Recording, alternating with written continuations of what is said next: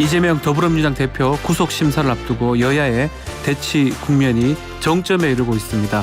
구속영장 발부냐 기각이냐에 따라서 여야의 셈법이 복잡해질 것으로 보이는데요. 국민의힘 전주의 원내대변인 연결해서 여당 입장 들어보겠습니다.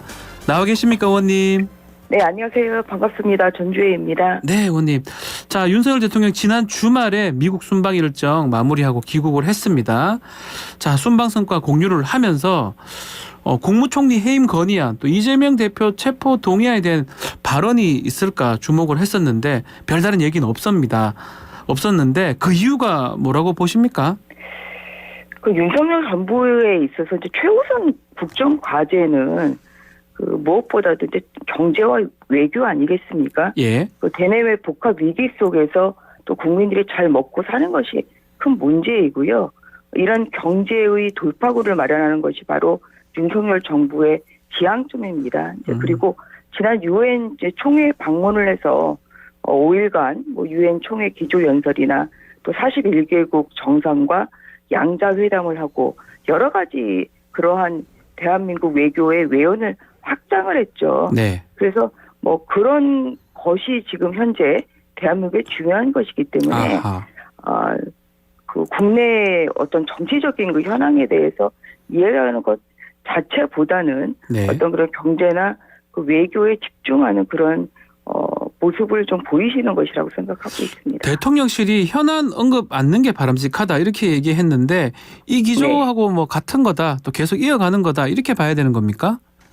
그렇죠. 또 이거 정치는 국회 문제이기 때문에요.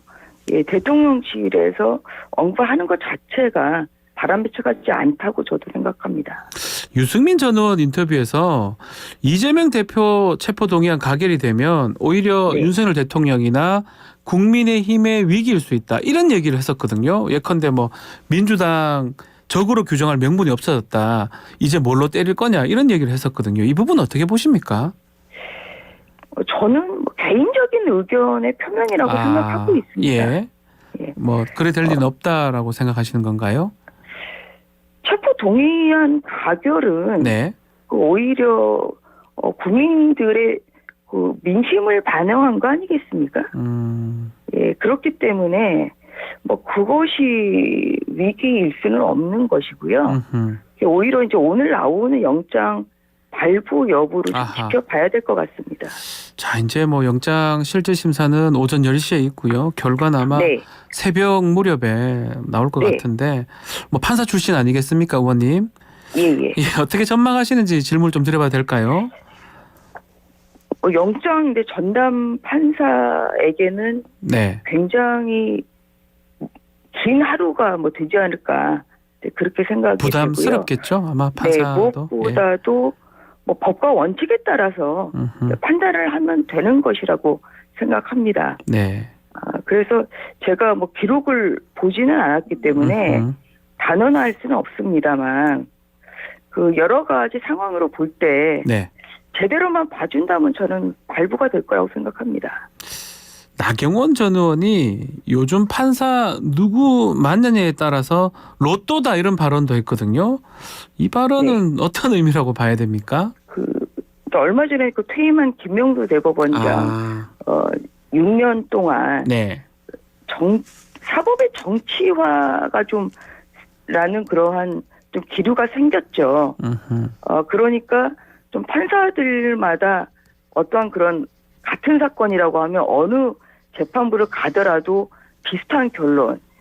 예를 들어서 원고 승소 아니면은 원고 아니면 또 유죄냐 무죄냐 또 형도 집행유예냐 실형이냐 사실 이런 것이 비슷비슷했었거든요. 그전에는.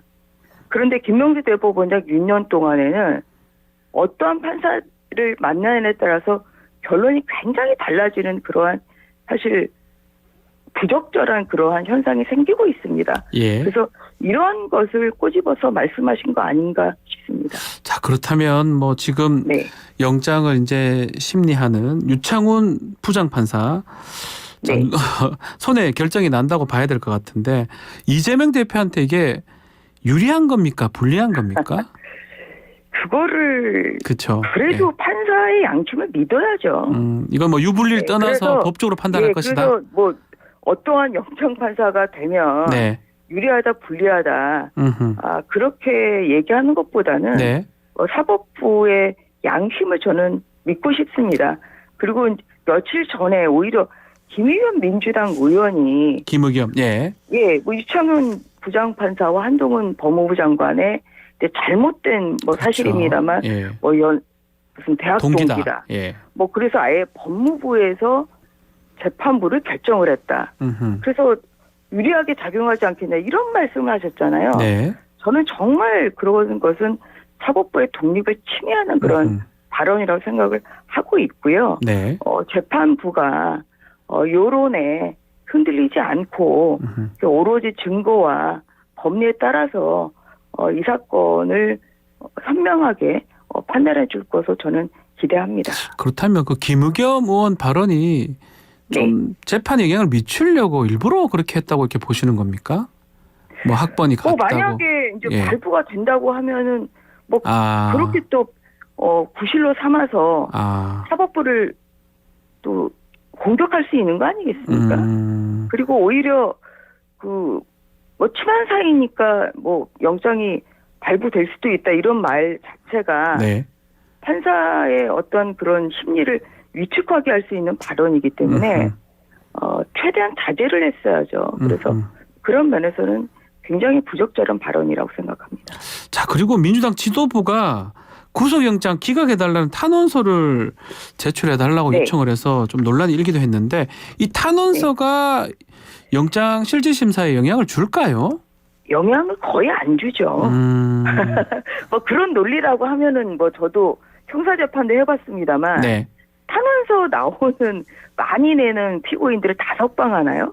그렇지 않습니다. 그래서 이거는 영장 발부 여부는 이제 범죄 소명이 어느 정도 돼 있는지, 네. 증거인멸이라 도망의 염려가 있는지 사실 이 세 가지를 가지고 판단을 하기 때문에요. 그렇기 때문에 오히려 뭐 이 탄원서가 이 세 가지에 영향을 미치진 않죠. 오히려 이건 가정적인 겁니다만 뭐 예를 들어서 이재명 대표가 오늘 영장 청구 사실을 뭐 일부 시인을 한다면 그러면 오히려 정말 많은 양의 탄원서보다는 더욱더 영장 뭐 기각에 도움이 되는 뭐 이러한 상황이 될 수도 있다고 생각합니다. 시인을 하면 증거 인멸 우려가 그만큼 없다 이 그 말씀을 하시는 거네요. 그렇죠. 예, 그렇기 때문에 탄원서는 영장 발부 여부에는 거의 영향을 미치지 않는다고 저는 뭐 보는 것이 뭐 대부분의 관행이다.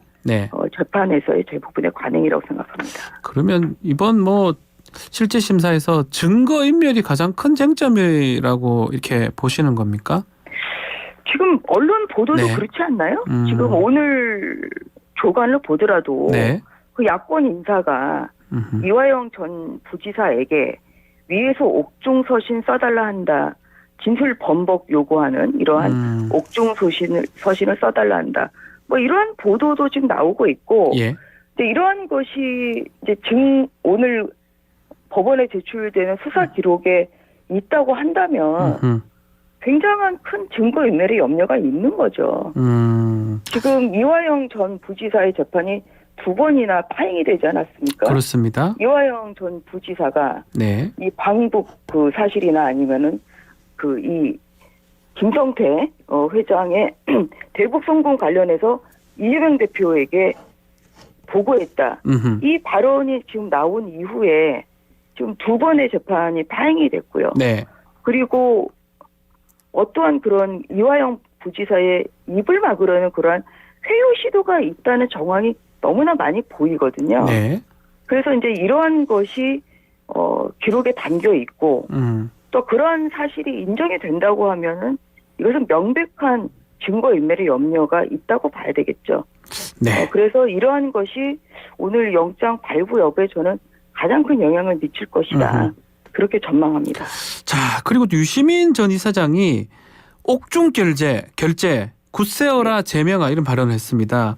네. 뭐 영상을 보면 이재명 그 대표가 좀 끝까지 가고 옥중 출마도 해라라고 하면서 했는데 그 이재명 대표가 좋아요도 눌렀거든요. 네. 어떤 의미라고 봐야 됩니까? 뭐 그 말에 동의한다는 의미겠죠. 동의하는 것이다. 그러니까 예. 최악의 경우에 예. 옥중 결재라도 하고 음흠. 당권을 절대로 내려놓지 않겠다. 뭐 이러한 뭐 의지의 표명 아닌가 싶습니다.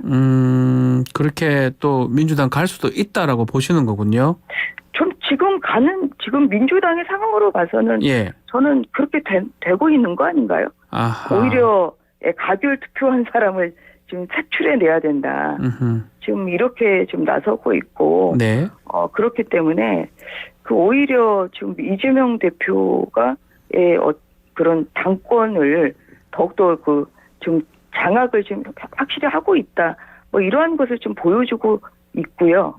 그리고 오늘 또 원내 지도부가 원내 후보, 어떤 분이 예. 될지를 봐야 되겠지만 지금 네 분이 다 친명 아니겠습니까? 네. 그러면 오히려 친명계의 오히려 민주당 세가 더 확장이 되는 거죠. 아하. 그렇기 때문에 오늘 뭐 결과 그 구속영장 발부되더라도 당권을 내려놓을 가능성은 거의 없다. 그러면 그렇다고 하면 옥중 결재로 가는 거죠. 결과가 어떻게 나든지 간에 이재명 대표 체제가 계속된다 이렇게 보면 되는 겁니까?